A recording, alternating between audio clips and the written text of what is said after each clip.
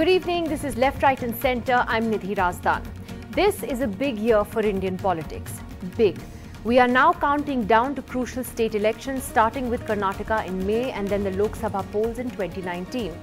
A year ago, after the BJP's massive victory in Uttar Pradesh, many said the Modi-Shah duo was invincible, infallible. But so much has changed since then. Today, the BJP may have conquered new areas like Tripura, but its losses in key bypolls, including in Uttar Pradesh, has left the 2019 question open. The allies are more aggressive, the opposition more assertive. But does the opposition have what it takes to take on the BJP?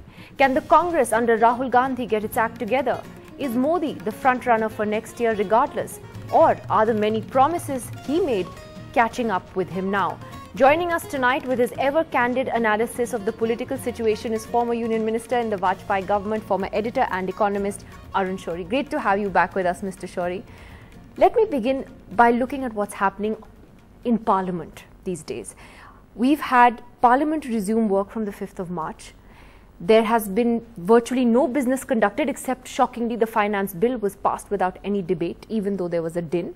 We've had about 5 hours of work in the Lok Sabha since the 5th of March, about 6 hours of work in 13 days in the Rajya Sabha. What is happening to this institution of Parliament?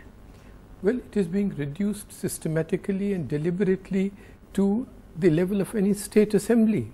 This is what happens in state assemblies. So that's what's being done. And in the present case, of course, as you can see, that the government does not want certain issues to be discussed, like this Nirav Modi fellow or the Choksi, all these characters. You see, these would be the issues that would come up, or the paralysis in the banking system. So they don't want that discussion. And therefore, there is behind all this an ideology. I don't know if you remember, who is it who said that disruption of parliament is a parliamentary tactic? Arun Jaitley. Arun Jaitley, yes. So at that time, the government was to blame because it was, after all, a parliamentary tactic only. Now, of course, the opposition is to blame because they are adopting your parliamentary tactic. So it is an ideology. And in, I think, the Gujarat Assembly and all these other state assemblies, they function in this way. But isn't there a collective blame here of all political parties? The opposition for disrupting the House, and then you had parties perhaps sympathetic to the government like the TRS and the AIADMK that are doing it now, and also the government which isn't really making an effort to reach out to the opposition. Look at the firstly, yes, everybody may be responsible, but you have to see there is a principle. The principle has been that the opposition must have its say, and the government shall have its way. That's how it is put always. So, but if you don't let the opposition have its say, then naturally the other fellows, what alternative they have, especially when you set that precedent. And look at the way, the commitment to parliamentary procedures of this government. Bill should be passed. Aadhaar bill should also be passed as a money bill so that you don't have to take it to Rajya Sabha. Now, as you just now reminded us, the budget should be passed without any discussion. Why? Because if it were discussed, various things, to which I hope we will have time to come to, would have come up on the fudging of figures, on various things. We can have a discussion that later on. But does it also reflect what's happening in Parliament today?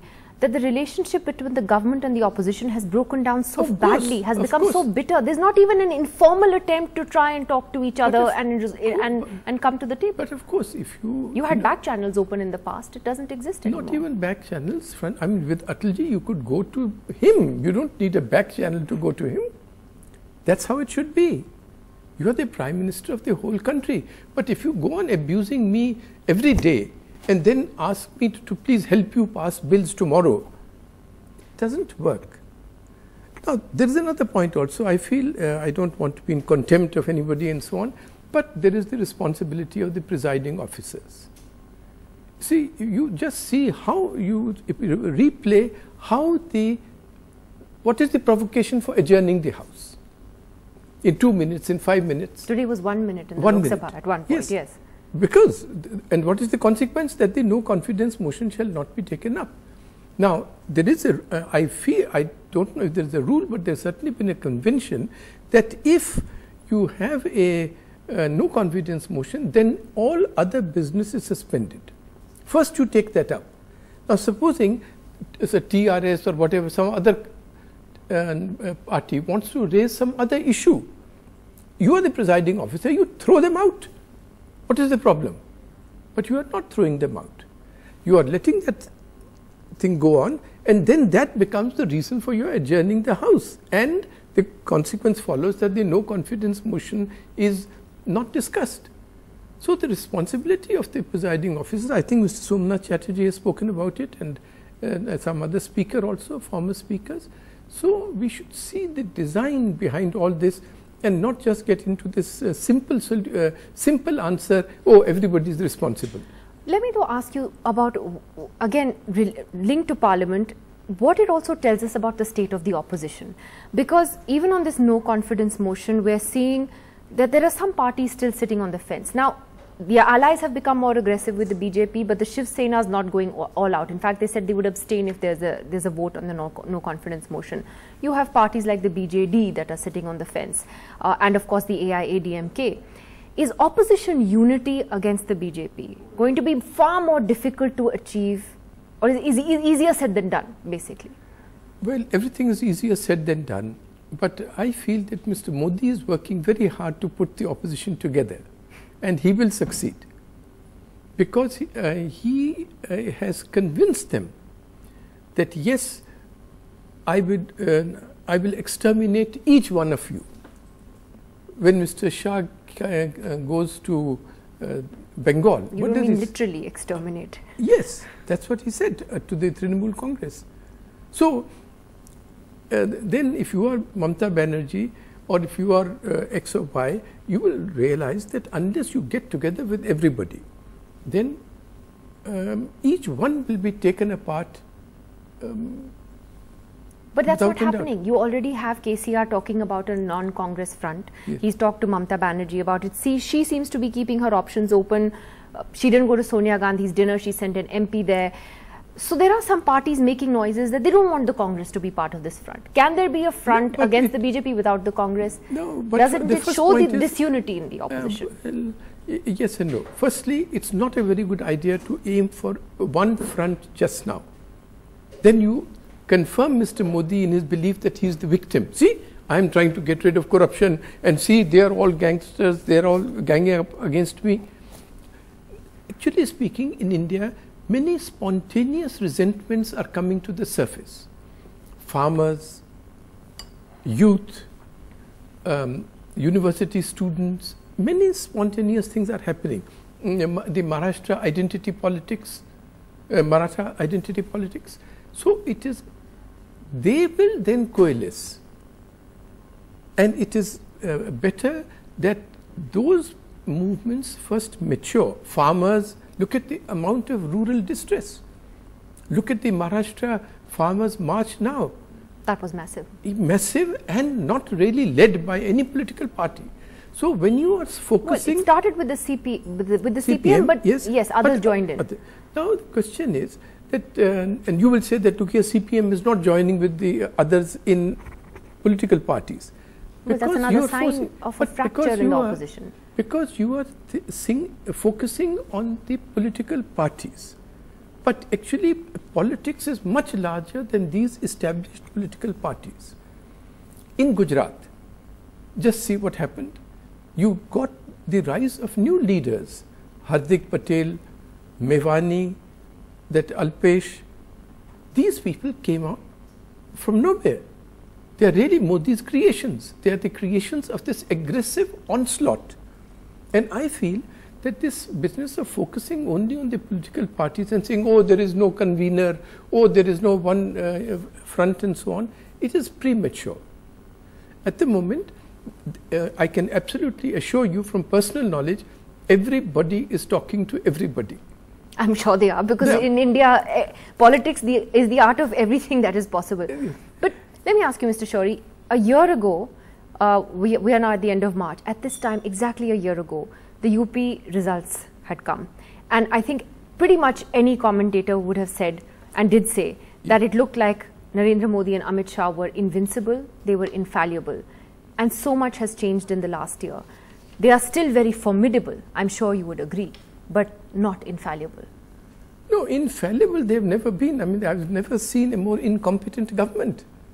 Look at the absolutely... But they keep winning. We'll come to that. That is invincible, but firstly infallible. An idiotic decision like demonetization, the manner in which GST, a good idea, has been implemented and botched up. You say this is infallible, they are very fallible. You just see what is happening on foreign policy. We have pushed Nepal into the lap of China, the people of Nepal. In Sri Lanka, the people of Sri Lanka had voted out a pro-Chinese government, and that is coming back. Little Maldives is showing its thumb to us. Infallible.